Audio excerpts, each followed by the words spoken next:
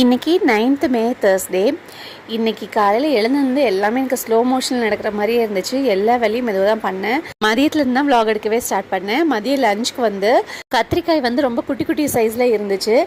சரி அதை பார்க்கும் போதே என்ன கத்திரிக்காய் செஞ்சு சாப்பிட்லாம் அப்படின்னு தோணுச்சு. எங்கள் அம்மா அது சூப்பராக பண்ணுவாங்க. இன்றைக்கி ஃபர்ஸ்ட் டைம் ட்ரை பண்ணலாம் நம்ம அப்படின்னு சொல்லிட்டு எனக்கு தெரிஞ்ச மாதிரி பண்ணியிருந்தேன். நான் இன்றைக்கி ஃபாஸ்டிங் அப்படிங்கிறதுனால என்னால் டேஸ்ட் பண்ண முடியல. இவர்கிட்ட தான் கேட்டேன், நல்லா இருக்குது அப்படின்னு சொல்லியிருந்தாங்க.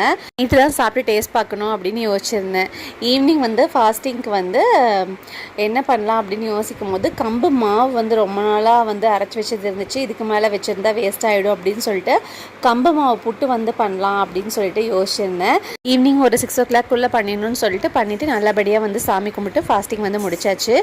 அம்மா நைட்டு பூரி மசாலா கொடுத்து விட்டுருந்தாங்க. நைட் டின்னர் சூப்பராக முடிச்சாச்சு.